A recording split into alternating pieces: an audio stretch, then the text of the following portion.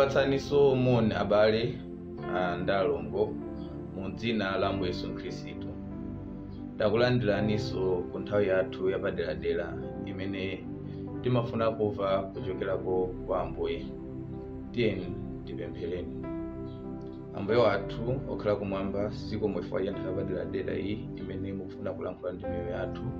Palibe munthu amadziwa kulankhula kwa munthu mnzake kupatula inu muratsika kuti mudzalankhula ndi miyoyo yathu. Katsikeni ndi Mzimu Woyera nadzamasulira malemba amene akuwerengedwa mu dzina la Ambuye Yesu Khristu tapemphera, amen. Ambuye akudalitseni. Leloli tingokhalako ni phunziro lochepa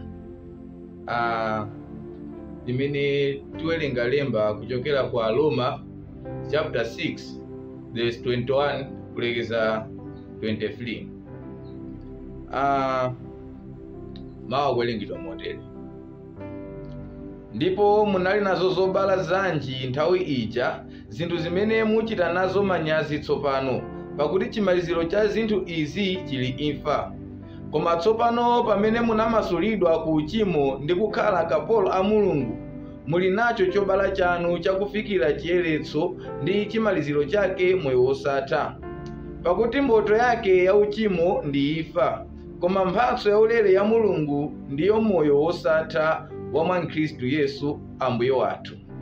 Ambuye akudalitseni. Palemba limene tawerengalo tingolengapo phunziro limene tifuna tingophunzitsanako kwa kanthawi kochepa, limene tikulitcha kuti tchimo, muchizungu sin. Tikuona tonse tikudziwa tanthauzo la mawu oti tchimo, ndipo tchimo ni chinthu chonena kuti nicholankhulidwa na kwa munthu oti ni Khristu. Amadziwa chimene tchimo lilili, ndipo amadziwa chimenenso chabwino chilili. Ndeno pa malemba amene tawerengawa tionetsako vesi ya 23 kunena kuti mphotho ya uchimo ndiyo imfa.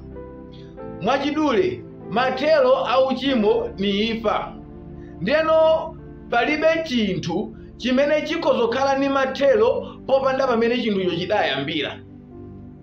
China chilichonse chimene chili ni pothera, chimene chocho chili nchiyambi chake. Inuwo moyo wanuwo uli ni pothera. Enanu ukozothawika mawa yomweyi, enanu mwezi wa mawa omwewu, enanu chaka cha mawa. Chifukwa chani? Chifukwa moyo wanuwo uli ni poyambira. Ndiye palibe chinthu chimene chikozokhala ni malire popanda kukhala mpoyambira pake. Ni Mulungu yekha amene ali waumuyaya, chifukwa iye alibe chiyambi ndiye wayenera kukhala opanda mathero. Koma chilichonse chimene chili ni chiyambi, chimene chocho chimakhala ni mathero. Haleluya. Ndeno ngati malemba akunena kuti mathero a tchimo, mphotho ya uchimo ndi imfa, ndiye kuti pali chinthu china chake chimene chimayiyambitsa tchimolo. Ndoti payenera kukhala cause imene imabwambitsa kuti tchimo likhalepo. Ndeno tchimo kuti lifika pona kuti layamba, limayamba chifukwa chona kuti iweyo kuyamba niwe munthu wosakhulupirira. Chifukwa tchimo chiyambi chake ni kusakhulupirira.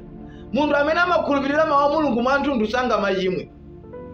Chifukwa zimanchitika anthu ena anu mumanena kuti ine ndimakhulupirira Mulungu, ndimakhulupirira Yesu, pamene zimene iye akuwuzanizo simuchita, ndiyo simukhulupirira. Chifukwa malemba anena kuti chikhulupiriro chopanda ntchito ni chakufa, si cha moyo wake. Ndiyeno ngati mumakhulupirira Mulungu, ndakuti zilizonse zimene Mulungu anenazo mmayenera kuti muzizichita, ndiyo pamenepo ndinokhulupirirani. Koma ngati mumazicha kuti ndinokhulupirira, koma zinthu zimene okhulupirira afunika achite simuchita, mumangodzinamizapo, sindinokhulupirira nkuyamba. Ndiye mwayenera zilingalirako pamenepo. Osamangonena bwani ndimakhulupirira Mulungu, timaona ni zipatso zimene muonetsa kuti awa nokhulupirira di Mulungu awa. Neno timakamba za tchimo kunena kuti mphotho yake ndiyo imfa. Ndeno pali vuto limene lili pakati pathu. Tikamamva za mawu oti tchimo, nthawi zambiri limaganiza za anthu aja amene amamwa mowa. Timaganiza za munthu uja amene amangosuta, achigololo aja, akupha anthu aja. Timaganiza ngati limene lolo ndi tchimo. Koma si choncho ayi. Zimene zija ndi zipatso chabe za chimene udachigwira poyambirira. Ni chipatso cha tchimo.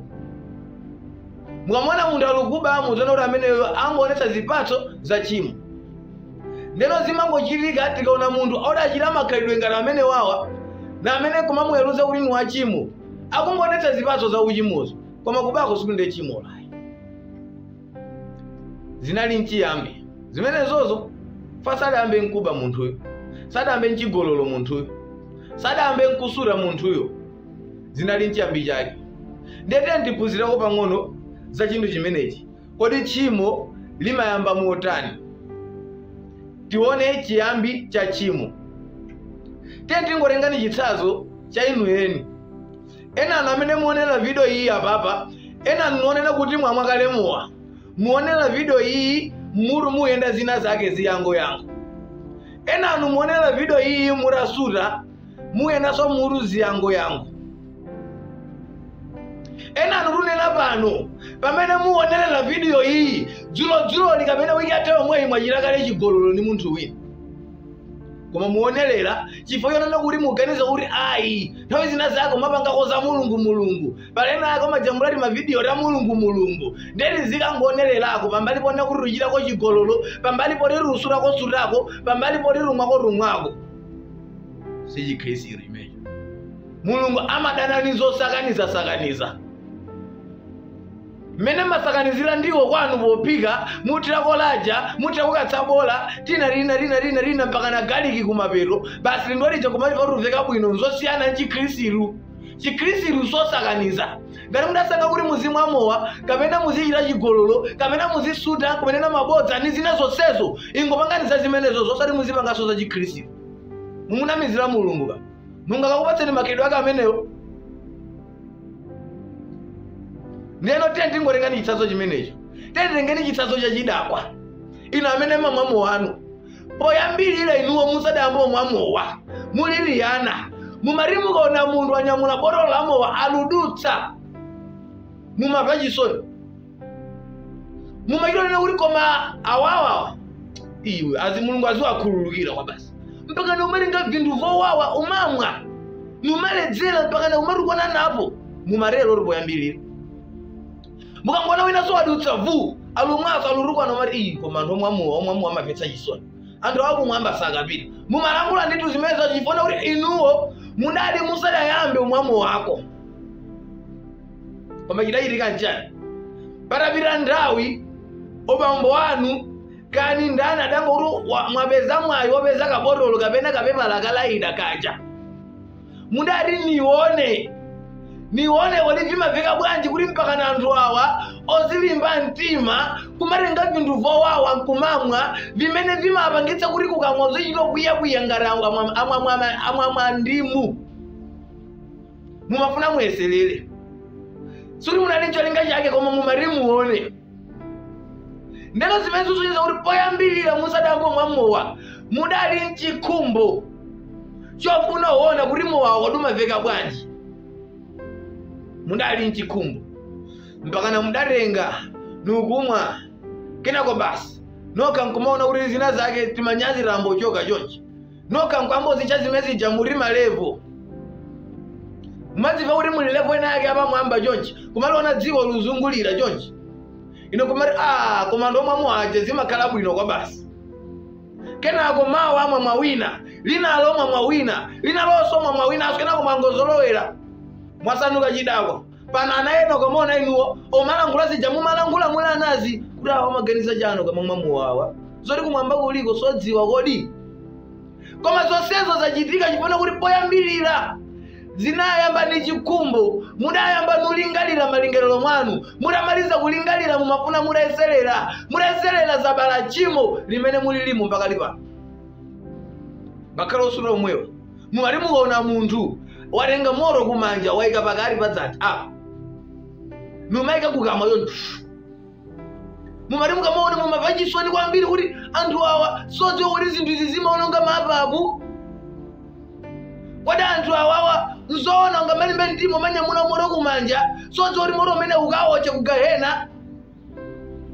Kodi anthu awawa zoona mpaka na umakokera utsi munkamwa, umakokera utsi mmimba. Anthu awaononga ruthupi lawa mumavachisoni poyambirira. Koma mupangaza wana musewera usiku muota moto mumambo kachola lina rake limakala ni mphako muyambo unikiza muyambo yeserera kuti kodi anthu aja amapopa utsiwa zimavekera bwanji nkumayeserera mwatsamwatsa mwako ena mulilima ena munatsamwaso dzulodzulo ndemu yeserera choncho mpaka na mwadzambo lenga kapepa lakakope ung'ambako nukulunga nuyeserera so sura mmafuna muone kuti anthu aja amava bwanji kufika pano kuti pano mwafika pachimake posulapo chamba chenicheni osazichitira chifundo ayi koma zidayamba nukhumba mmafuna muone chimo soyeserera tizuza na chilungamo chimo soyeserera. Ena anu ni mahule mulilimu, ena ni manika ulilimu. Ino amene muli mahule poyambirira mwalimu kangona munthu adusa nchibwezi chake kapena adusa ni nkazi mumango natsogolo lori wina wakarenga mimba ni marenda pamenepo mumango vachisoni chokachoka.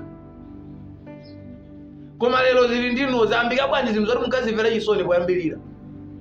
Ngani njani ngani uli poyambirira munali nchikhumbo chilakola chanu chija chinakula chabala chimo nde chimolo likakula libala ifa mufune musafune libala ifa.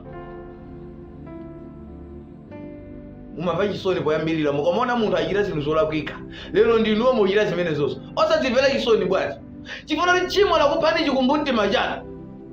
Chikumbumtima chanu chili kuti zinazi zimene mupanga lerozi mumachirodziwa kuna kuti inewo kale sindinkapange izizi ndikaona munthu apanga zimene mupangazi ndimachiromva chisoni koma lero mumapanga molimba mtima osachita mantha osakumbuka zoti Ambuye Yesu Khristu adakuferani pa mtanda paja mumachita molimba mtima.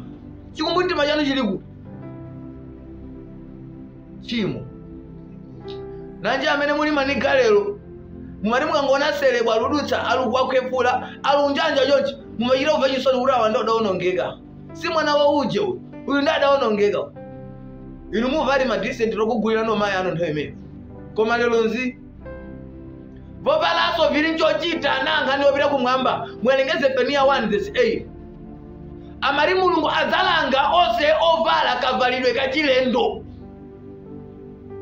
adzalanga mesa muli mfasho tiyeni kumwamba kulibe fasho. Nimene chimo lidayambira mudayamba chikhumbo chitakula chinabala chimo lanulo litakula libala ifa ndipo lisamaganize kuti ifa yakeyo ni iyo talesafa ayi pali ifa ina yake imene yubwera kutsogolo kwanu imene yoyo niwo mufune musafune mufikako ngati simulapa lero mufikako ne chimo limenda choncho mukawerenge Yakobo 1:14 nulekeza 15 mumamba nchilako lako kenako chimolo kenako kubwera ifa limenelo ndilo chimo. Ndeli machimo mu zinthu zambirimbiri malangulidwe athu chifukwa chimwa polangula malangulidwe athu tizisamala. Adanena kuti Bible adanena kuti chonyasa chisatuluke pakamwa panu ngati zimene mambitsa zija kumwamba mukozokambitsaso zimene zija kwabwera ngelo kwana udzacheza mukozambitsa ngati zake zimene zija chimo. Ngakhale maganizo wanu akaweruzidwa nawo zimene maganiza inuwo zimapereka liwu lalikulu kumwamba. Simoni uja adamwira na Ambuye Yesu Khristu adaganiza mu mtima mwake kuti Ambuye Yesu Khristu adakakhala mneneri adakazindikira zimene zimayi uja adalili. Ambuye Yesu Khristu adazindikira malingiro ake nanunso zimene maganiza adazizindikira ndi chimoso. Ndemu masoeka kuti mulape nthawi isadathe machimo nambiri masoeka kuti mulape nthawi isadathe kuti Ambuye Yesu Khristu awireni chifundo mwazi usadachotsedwe nthawi iyi upita. Komano pamene mwamva ichi onetsetsani kuti mukhala moyo wachimenechi. Ambuye akudalitseni. Doe naye mudu wali mozi kuzibisa siulula mudu walomwe ndi wankulu Yesu kwa maozi chepesa tifanane naye